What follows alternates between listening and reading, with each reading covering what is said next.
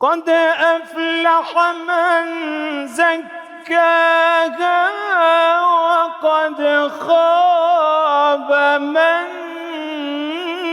دساها. ما شاء الله. قد أفلح من زكاها وقد خاب من دساها. كذبت ثمود بطغواها